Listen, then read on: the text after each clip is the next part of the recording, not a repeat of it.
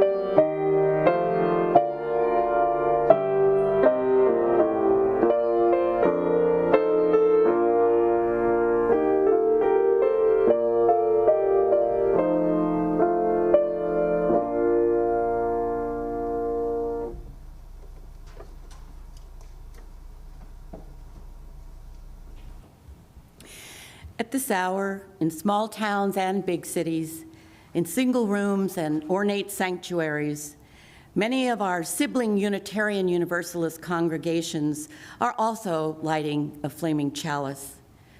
As we light our chalice today, let us remember that we are part of a great community of faith. May this dancing flame inspire us to fill our lives with the Unitarian Universalist ideals of love, justice, and truth.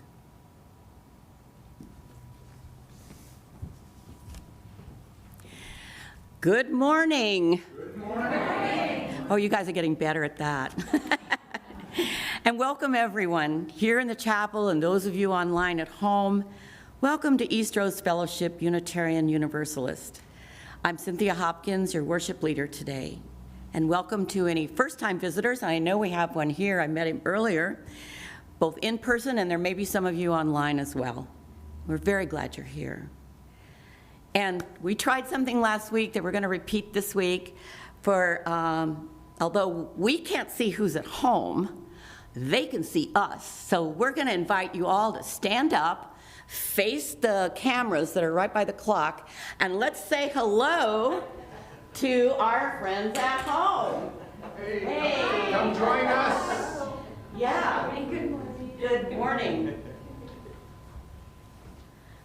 I spoke with a friend of mine who worships online and asked her how she liked that. She said, it was great.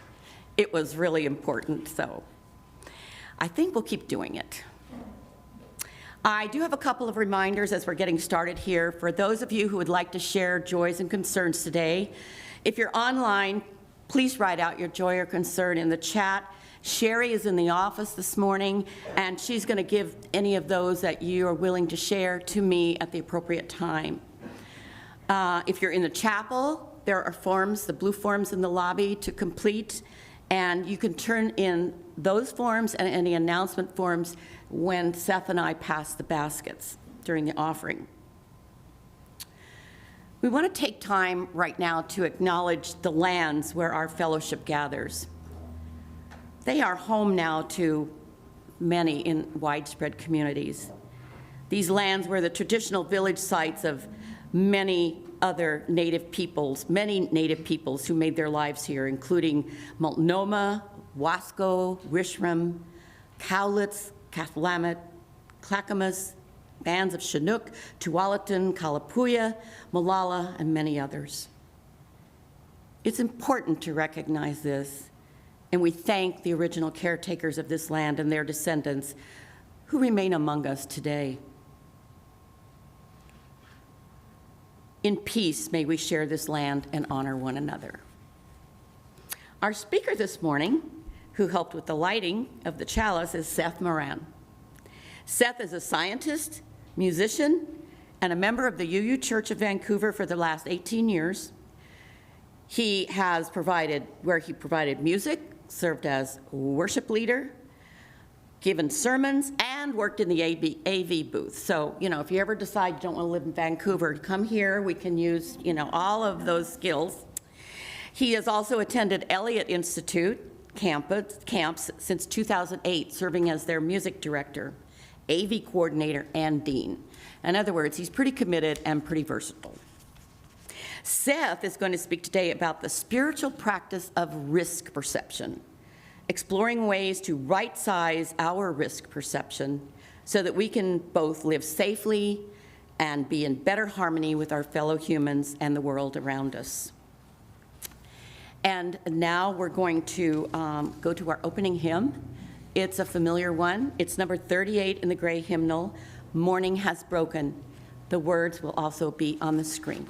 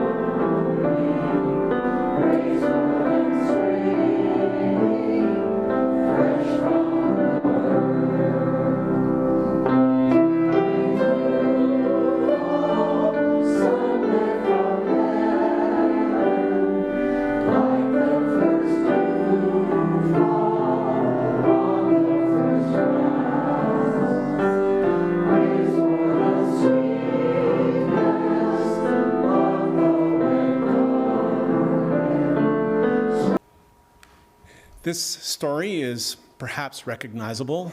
It is a modified version of A.A. Milne's In Which Piglet is Entirely Surrounded by Water, as retold from a hazards mitigation perspective.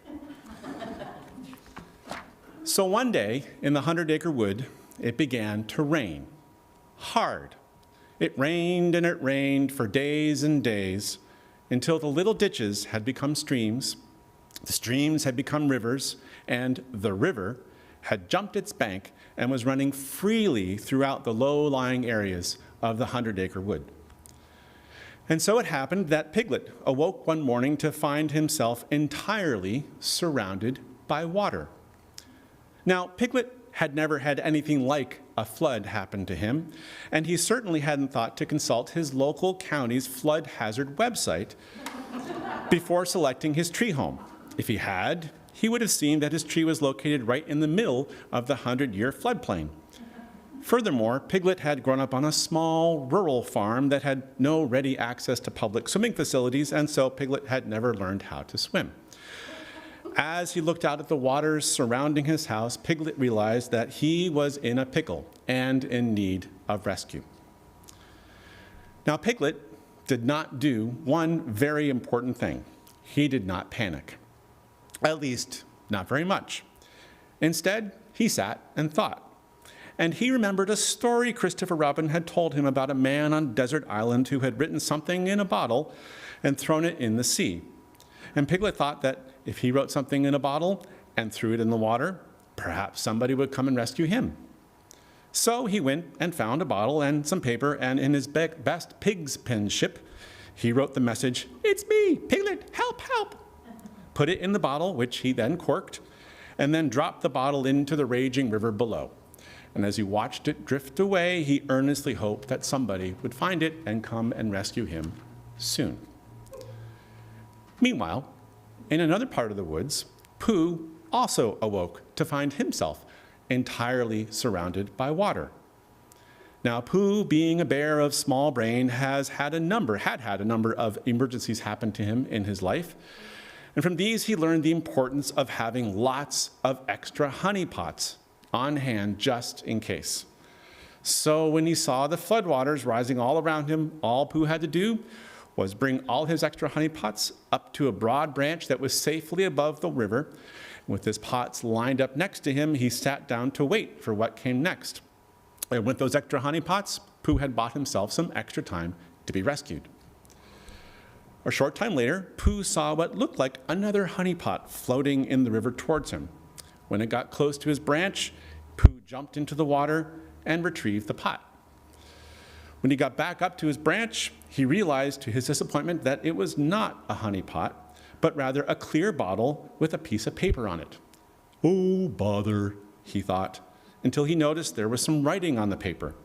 Now, Pooh, being a bear of small brain, did not know how to read, but he did know that there was some sort of a message on this piece of paper, perhaps even a message for him. And he thought, "I must go find Christopher Robin so he can read the message for me." So Pooh rather cleverly put a cork in an empty honey pot, dropped it into the river below, dropped himself on top of the pot, and then floated off with the current to Christopher Robin's house. Now, unlike Pooh and Piglet, Christopher Robin had gone to his local county's website, and so he knew that much of the 100-acre wood lay in the 100-year floodplain.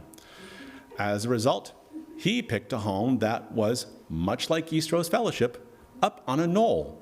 And so he was high and dry when the flood came and was in absolutely no need of a rescue.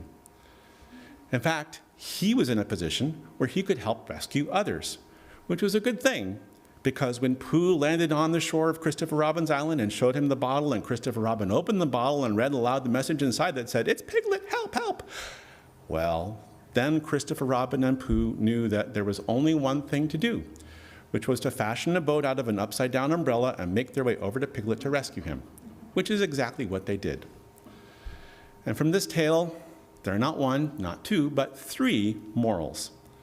From Christopher Robin, we learn the importance of understanding all the hazards that can impact you before you choose a place to live. From Pooh, we learned the importance of having extra food and water on hand in case an emergency happens to you. And finally, from Piglet, we learned that if you find yourself in an emergency and in need of a rescue, above all else, don't panic, at least not very much, because our brains have a remarkable ability to come up with creative ways to get ourselves out of many a pickle if we can just give them some time to think. And that is the story in which Piglet found himself entirely surrounded by water.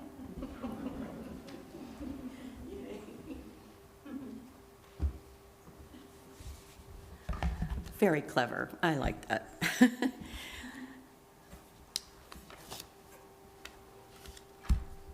Well, it is time for the offering, and I have a reading first by Heather Christensen.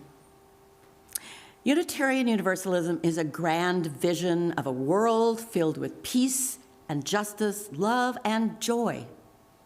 That vision is embodied in a few large congregations, numerous mid-sized congregations, and many, many small congregations. No matter its size, every congregation depends on each of its members, each one of you, by your commitment of time, energy, and resources helps make that grand vision real. Individually and together, we are Unitarian Universalists, building a world filled with peace and justice, love and joy. Seth and I will come among you in a minute and collect your offerings.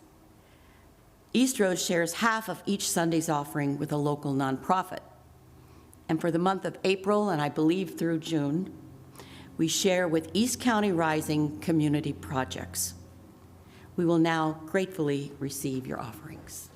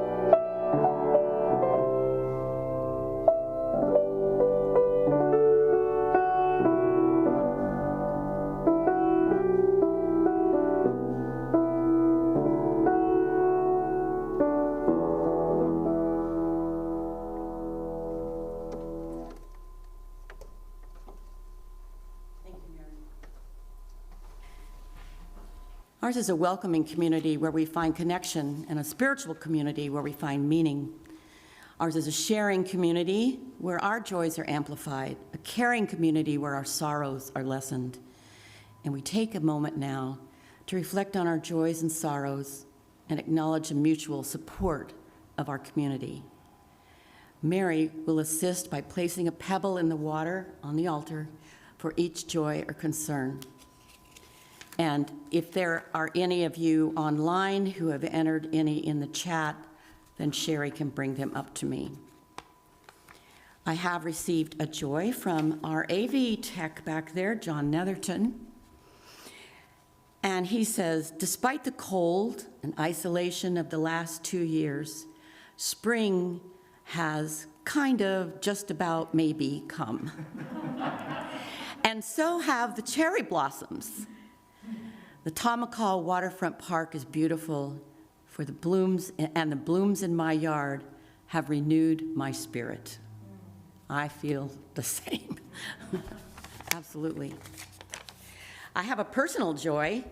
Some of you know, because you heard of my frustration this week, my computer died last Sunday after church.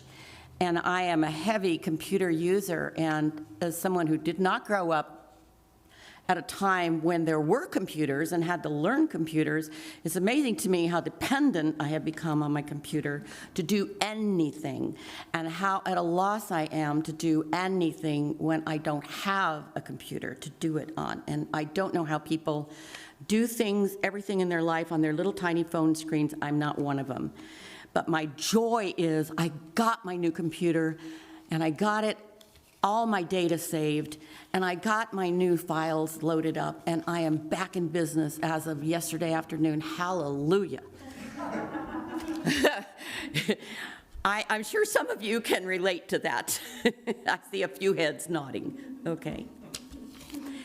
And then I have no others, but I do know that something that weighs heavy on our hearts for all of us, and has for many weeks, are the atrocities being committed in Ukraine for no earthly reason. And so we want to acknowledge that.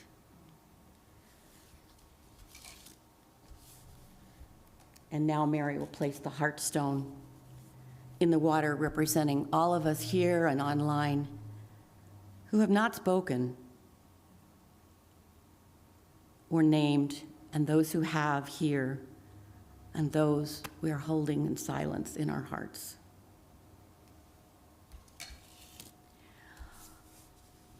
Mary is going to, she has a video for us.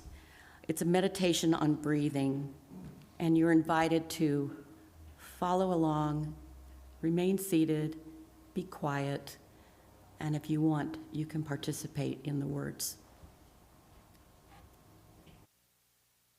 Breathe in, breathe out, breathe in, breathe out. When I breathe in,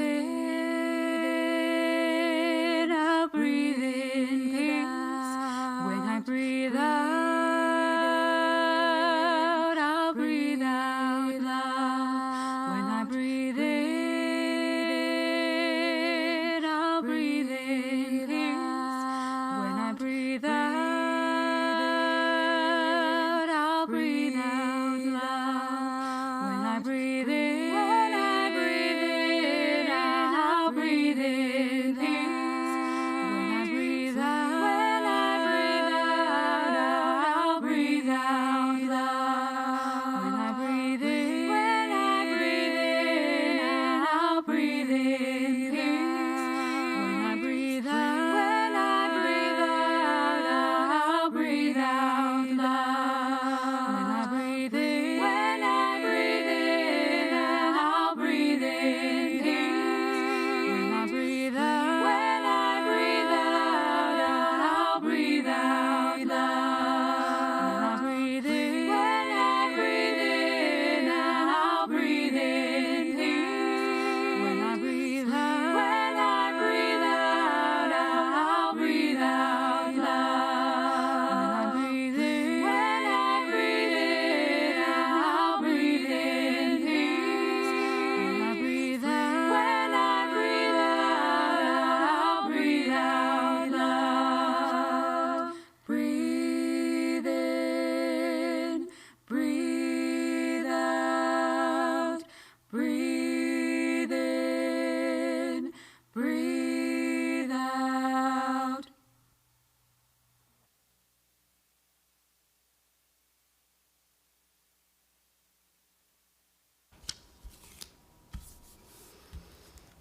I've included a Palm Sunday prayer in the service to acknowledge that Easter is almost here.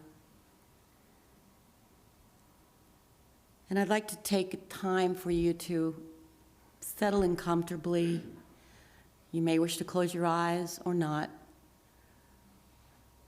Take a deep breath.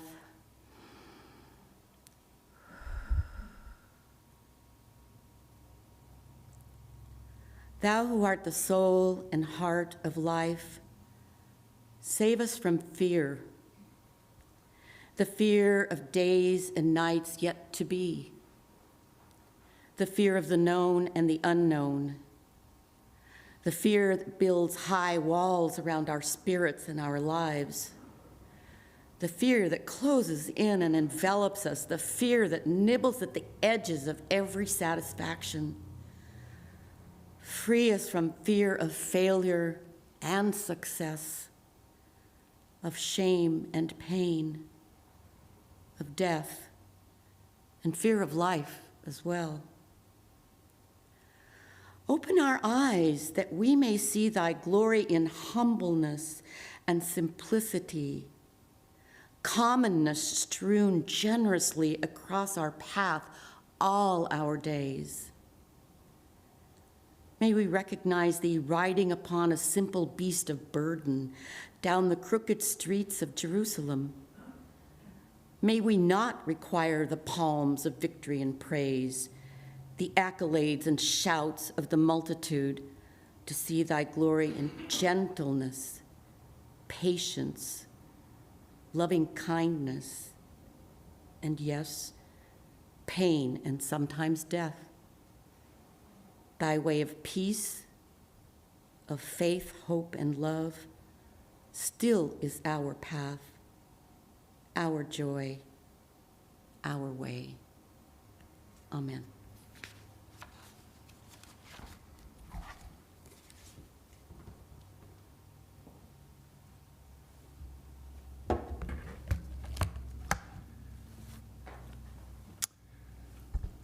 So I don't know about the rest of you, but I found this living with a pandemic thing to be pretty anxiety causing. And there's a lot that goes into thinking about this, thinking about how we are out in the day in the world. I'm speaking to you from a Unitarian background, but I'm also a scientist. I'm a volcano seismologist, and so both in the earthquake and the volcano side of things, in my career, I've been thinking a lot about hazards, just sort of myself and also society. And if my wife were here, she could tell you some sordid tales about how I get when we're in tsunami territory. I just get very, very, like, where's the nearest high ground and how long is it going to take us to get there? It's part of my practice of how I understand the world and how I need to be in it in order to feel okay, to be sort of myself. So we've been all going through that in many times the last 2 years, and it's been really hard not knowing what the right course of action is to take at any given time. Is it safe to go to the grocery store? How about having my mom come over to visit us? That was a question a bunch of us were facing for the first year. How about going to a concert, which I just went last night? Crowded room. Everybody was vaccinated, but it was, that was a decision. And those have been really hard questions to know what the right answer is. I haven't gotten sick, so maybe I've done the right thing, but who knows? And the really fun thing about all these risk-based decisions that all of us have been making over the last 2+ years is that our answers to those questions have changed multiple times as the landscape has shifted. And it's just exhausting. And I feel that, and I want to acknowledge that in those of you who have that same feeling. It was on the evening of March 11th, 2020, that my COVID-related anxiety levels peaked for the first time. That night, my wife Elisa and I went to Reed College, where our son was at that point a student, to have supper with him, and also to listen to the newly appointed president of Reed College, Audrey Bilger, speak. This was 2 months after we started hearing the news from Wuhan, China, and had started being, and also 2 weeks after the first cases had come to Washington, Oregon, and there had already been 20 or so folks who had died. On March 11th, after having supper with our son, we walked across Reed College campus over to the Elliott Hall Chapel, which is about twice as big as this room, but similar feeling, wood paneled and a lot of people in a small room. When we arrived, we purposely sat in the back pew to avoid having somebody breathe or cough or sneeze on us from behind. We also steered clear of the finger food that had been gathered out in the hallway. And from our seats, we watched as a decent-sized crowd of maybe 100 people filtered in and took their seats, only one of whom I remember wearing a mask, and that included my wife and I. Neither of us were either. I could feel my sense of ease grow as the crowd size and conversational din increased, and it finally peaked when an older woman sat down in the pew right in front of us and immediately started coughing. It was that kind of raspy cough that indicates some kind of respiratory distress. Right?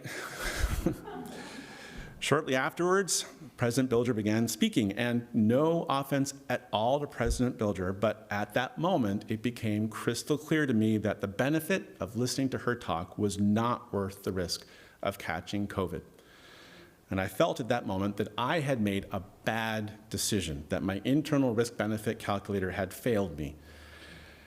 And so, after a hurried, whispered conversation with my wife, who was also feeling the same way, we left at the earliest opportunity to do so without being rude. As MPA superstar Carmelo Anthony once put it, life is risk. Each of us faces thousands of risks every day, there's risk in what we eat, in the medications we take, in the people we meet.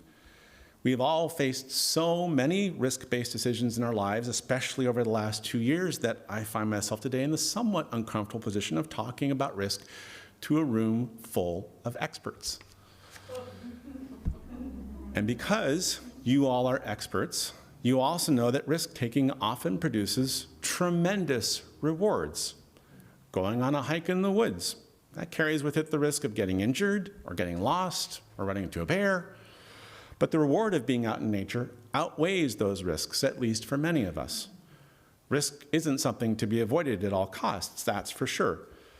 The risk conundrum is, if we overestimate risk, we may keep ourselves from doing things that give us a lot of benefit. And if we underestimate it, we may find ourselves, like Piglet, in a pickle and in need of rescue. The spiritual journey in risk assessment is to find our way to that space where we are neither under or overestimating risk. We have right-sized our risk perception. And one of the difficulties in making risk-benefit decisions is that, unlike the benefit, which we actually have a pretty good sense of most of the time, it's a lot harder to figure out the risk side of things.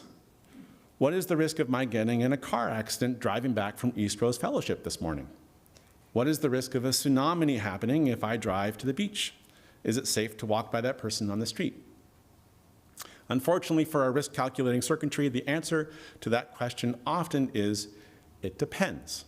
It depends on the condition of my car, on how many bad drivers there are around me, on how good a driver I am. And in case any of you were wondering, I am a good driver, although I've gotten into 4 accidents, but none of them were my fault.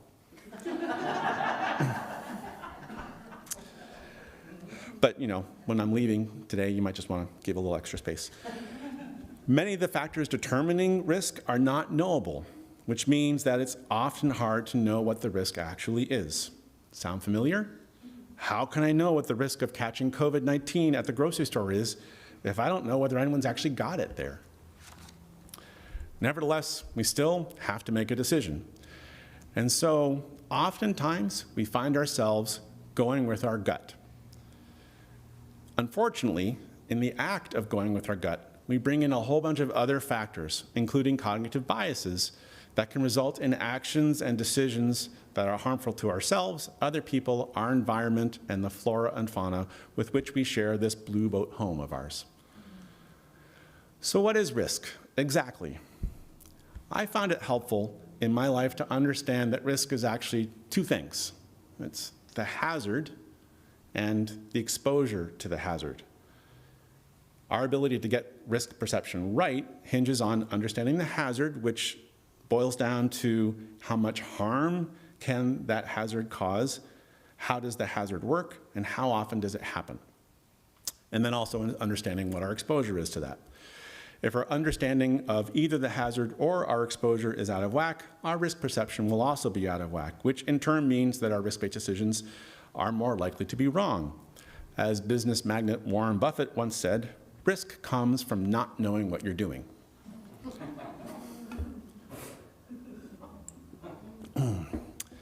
So the pandemic we're all in still provides an unfortunate but really good example of the hazard and exposure components of risk. The main risk assessment question our brains are grappling with constantly is, if I do X, what are the chances that I'll catch COVID-19 and get really sick? The hazard is COVID-19. How bad is it if I get COVID-19 is a really basic question that our brains need the answer to. One place my brain's been turning to for help is science.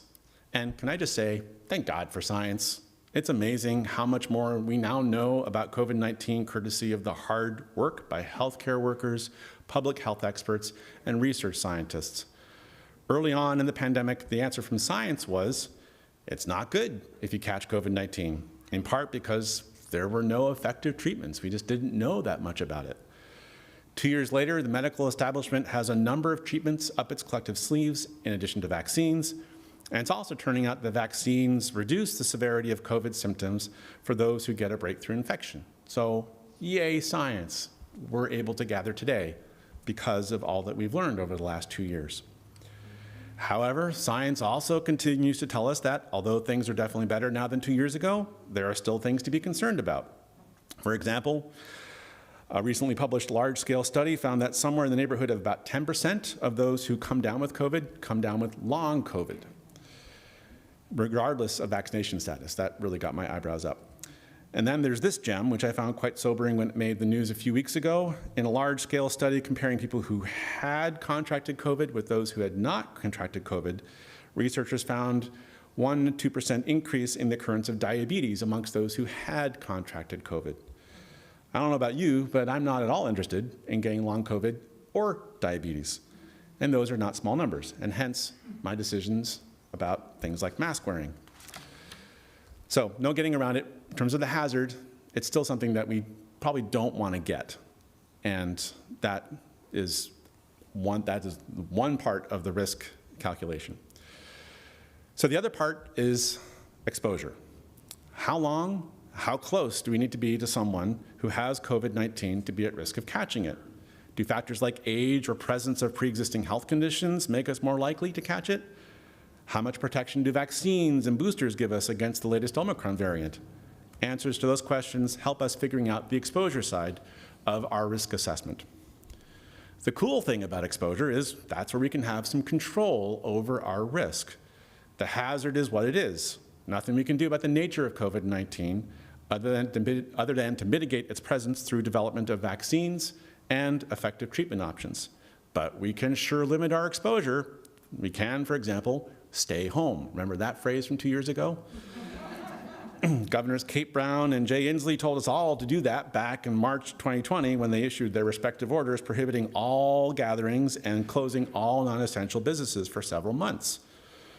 Which, since back then we didn't know much about the hazard and we didn't have ways to mitigate the hazard, that was really the only thing that was left in the tool bag for the governors to mitigate the risk of hospitals getting overrun. And they did that by basically shutting down the state, and in so doing, thousands of businesses were closed, hundreds of thousands of people lost their jobs, and friends and families were not able to physically be with each other for many months. Acting to minimize COVID-19 transmission has come at great expense to all of us and our society. Talk about a hard risk-benefit decision. We've learned a lot since then about ways to limit our exposure, including social distancing and wearing face masks, and vaccines and boosters have given us defenses we could only have dreamed about back in 2020. We also know that's mostly spread through the air, so no more wiping down the groceries, which we were doing for a couple of months. And we also know that it's much less likely to spread outdoors. And thank goodness we know that vaccinations and boosters are really effective at keeping people out of the hospital. However, coronavirus has evolved from Alpha to Delta and Omicron variant. It has taken progressively less exposure to contract COVID, which means that we've all had to recalculate our understanding of the exposure side of the risk equation with each new variant. I thought I had my risk-benefit calculation nailed with the Delta. I honestly did. And then along came Omicron, and I'm still redoing the math. As a result, I'm a lot less comfortable now wearing a mask indoors than I was a year ago when I thought vaccines are bulletproof. I found this just exhausting. Continuous changing of things and how I am in the world to be just exhausting. So at this point, I imagine some of you are thinking, okay, I get the concept of risk, and you're kind of making me a little crazy with all this pandemic talk. What does this have to do with spiritual practice? So like I said at the beginning, all of us have had a lot of experience assessing risk in our lives. We do it all the time, and we quite often make good decisions. If we hadn't, we probably wouldn't be here today. But those decisions usually were ones where we've had experience to help guide us, and also had enough information and time to make an informed decision. Problems come up when we are confronted with situations where we don't have enough experience or enough information or enough time to evaluate the risk. In those situations, our subconscious can become the dominant force in our decision-making process. This is a prime way in which our cognitive biases can influence how we act in the world. And I found that for me, the work of understanding my cognitive biases is absolutely a spiritual practice. Like it or not, we all have cognitive biases. They exist for really, really good reasons.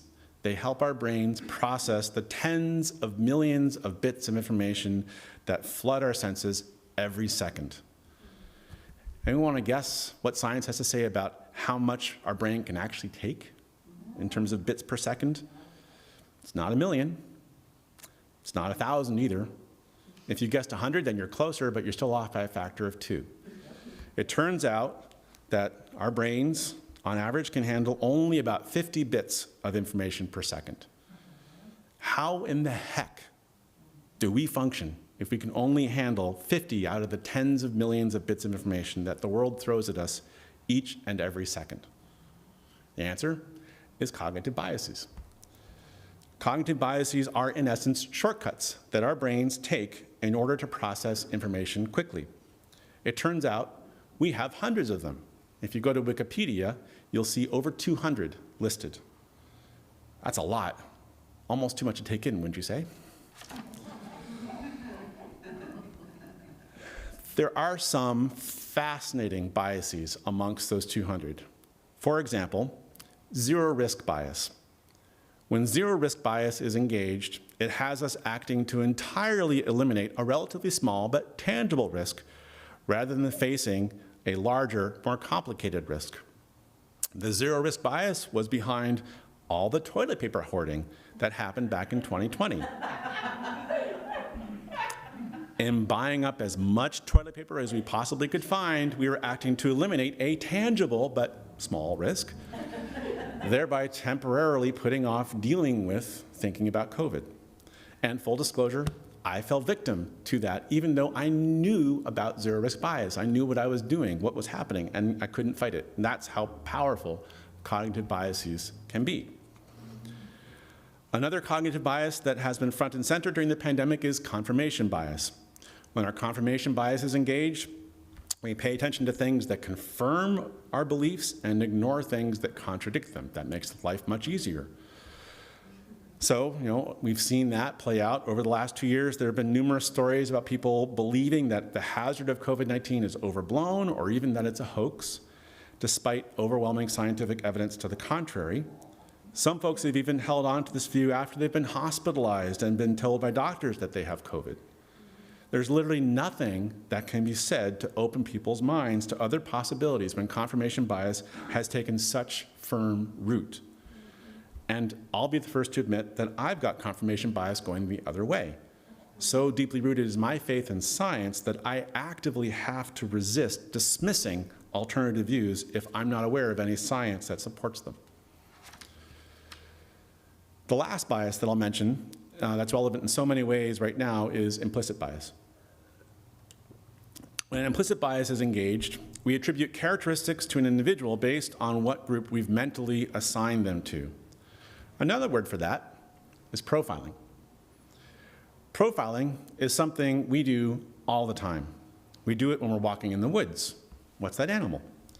When we're driving, is that driver dangerous? When we're walking down a city street, is that stranger safe? Profiling is an incredibly powerful tool that has evolved in us and many other species over hundreds of millions of years. Profiling simplifies the world by breaking it into categories, which allows us to make quick decisions about whether or not we are in danger. Can you imagine worrying about the potential for every plant, every creature, every human you encounter to harm you? We go quickly crazy with anxiety. So we profile.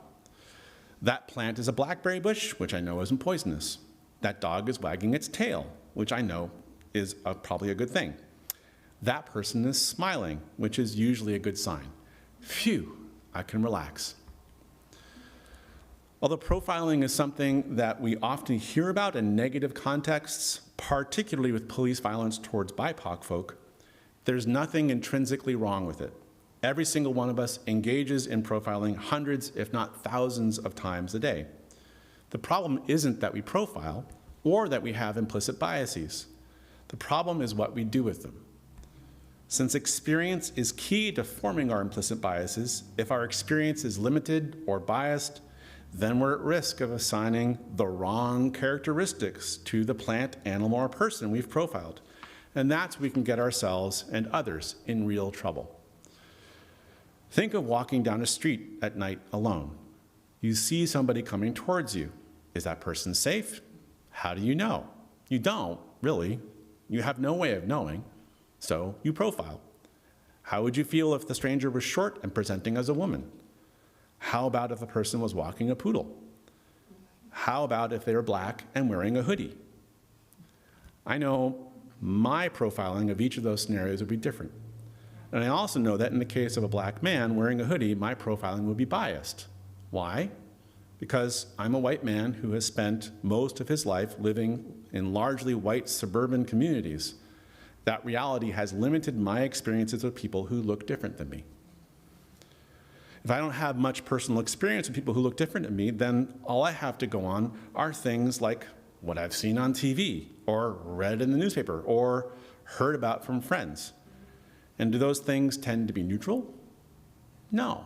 They usually tend to be sensationalized. I mean, how interesting would it be to read a story about someone passing a black man in the street and nothing happened? But the reality is, that's what happens 99.9999999% of the time. But if we don't experience that for ourselves, then we're left with whatever sensationalized experiences we pick up from others, plus whatever prejudices and stereotypes we have inherited from our society, our family, and our friends. Combine that with our instinctive fear of the unknown, and it is not a good mix. At best, it can easily lead to microaggressions that are routinely experienced by BIPOC folk. At worst, it can lead to police officers, in the heat of the moment, going with their gut, which is one of the reasons why such a hugely disproportionate number of black people are incarcerated or killed in the hands of our justice system every year. So, what to do with all this? How do we get ourselves to the point where our risk assessments align with reality so that we can live more safely and be in better harmony with our fellow humans and the world all around us? Well, the good news is there's a lot we can do to help out the risk-calculating circuitry in our brains. For one thing, we can work to improve our understanding of the hazard by identifying information sources we trust to be objective, by being open to reading or listening to stories that don't perfectly align with our beliefs, and by giving ourselves the time we need to objectively understand what it is that we're dealing with. Another thing we can do is work to become more aware of how our cognitive biases influence our risk assessments. And we can expand the scope of experiences our brains have to work with when employing implicit biases by doing easy things like making a point of watching TV shows like Jane the Virgin or This Is Us that feature people of color as main characters who are leading complex, three-dimensional lives. In doing this work, we will be moving ourselves closer to truly being able to recognize the inherent worth and dignity of every person, to respecting the interdependent web of all existence of which we are a part, to living up to our UU principles. And that is a spiritual practice that will make all the difference in the world for ourselves and our fellow inhabitants in this amazing blue boat home of ours. May it be so.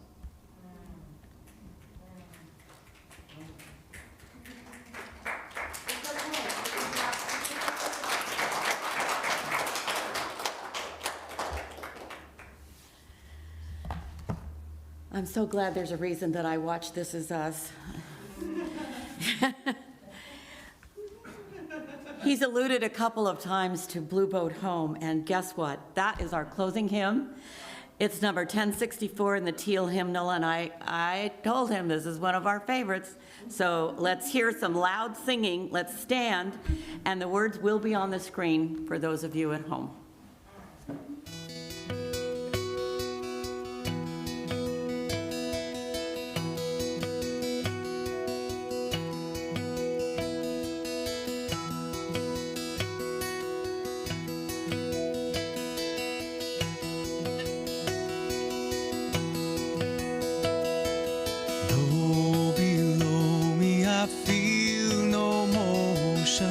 Standing on these mountains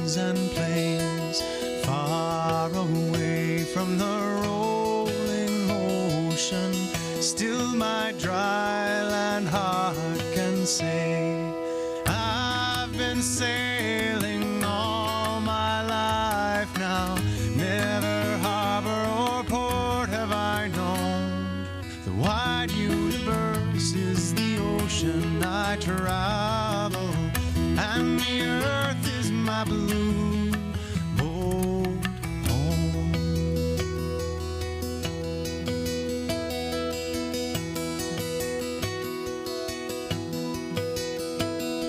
Sun, my sail, and moon, my rudder, as I ply the starry sea, leaning over the edge in wonder, casting questions into the deep, drifting here with my ship's companions, all we kindred pilgrim souls, making our way by the lights of the heavens in our beautiful blue boat home.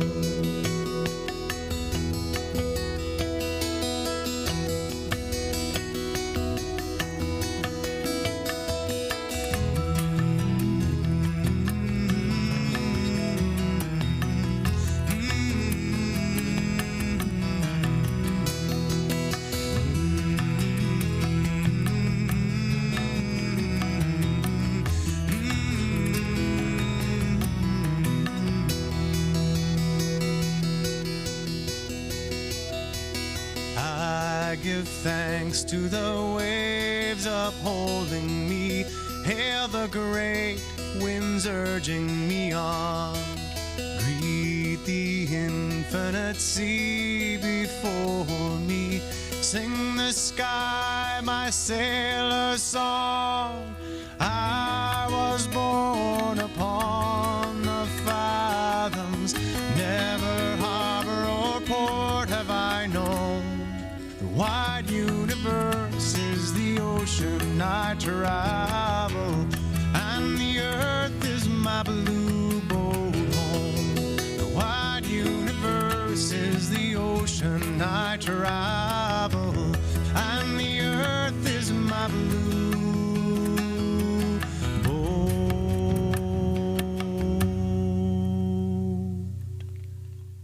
home.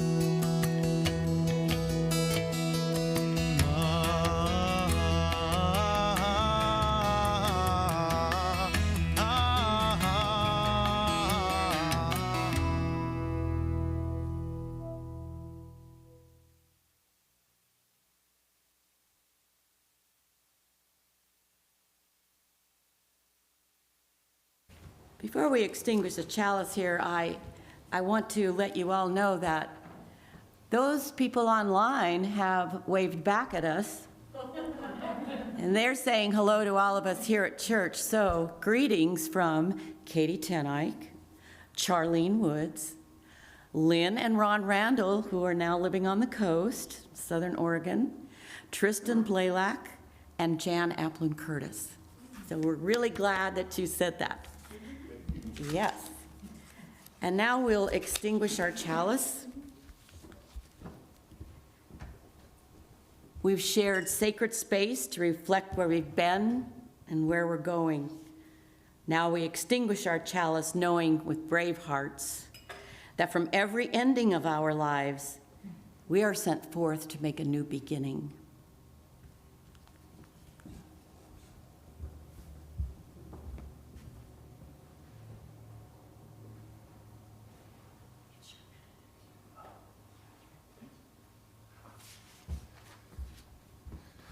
Did great until the end. Life is a risky business, but it's also a wonderful business. And it's all the better if we go through it aware. So as you go out into the world, my friends, be aware aware of yourself, aware of each other, and aware of this amazing world we live in. Blessed be, and may it be so.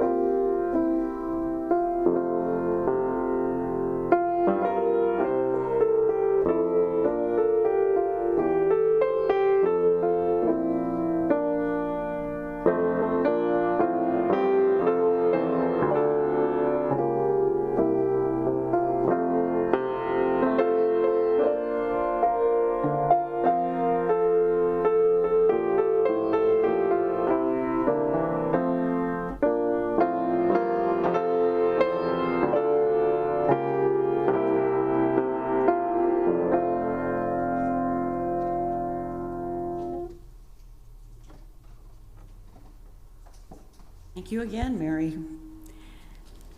We have some announcements, and first I want to start with thank yous, because the only reason we're able to put on this service today is due to the time and talents of very many people.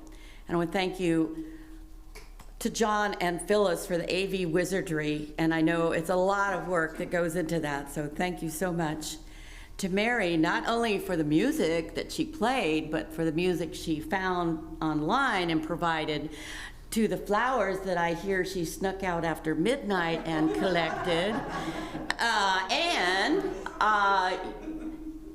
Well, you'll see, if you notice the pictures throughout, many of them were photos that Mary took herself. So, lady of many talents over there helping us out.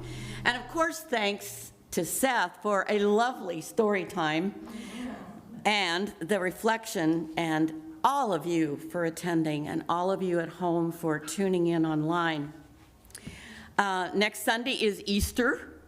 How did it get here so fast? I haven't even got my egg dyeing kit yet. And Reverend Patty is going to be speaking, and this is what she's going to talk about. It's going to be very interesting, comparing the Last Supper with how it was a Jewish Seder. And they're going to reflect on what the Last Supper probably looked like through the lens of the Jewish Seder. So, interesting topic. Also next Sunday, worship will be family friendly. The service is going to be followed by our first family potluck since forever in the Thatcher Room and outside. There's going to be plenty of space. Everybody is welcome. And after the potluck, we're going to have a good old-fashioned Easter egg hunt and other fun activities outside for the kids. So please look at your petals for more information this week about that. There were a number of announcements in petals, and I really do encourage you to not just delete that email when it pops into your computer, but to open it up and take a look, because lots of more things are happening now than had been over the last 2 years. So you want to check them out. John has a plea in there for some AV technicians, assistants, substitutes, and just about anybody who's curious to find out, you know, about the wizard behind the curtain and how he accomplishes that. So there is you can talk to John after the service, or you can go to the petals, and I think it's actually on our website as well with an email address. There's going to be an art in the lobby again. We haven't had that in a long time. It'll be the first art show in 2022.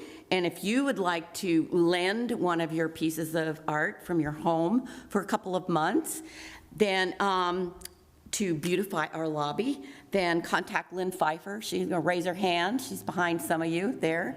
She is our gallery person. And let's see, I have another one here. Oh, this Thursday is going to be a family work party at Snowcap. And that's going to be on April 14th from 3 to 5.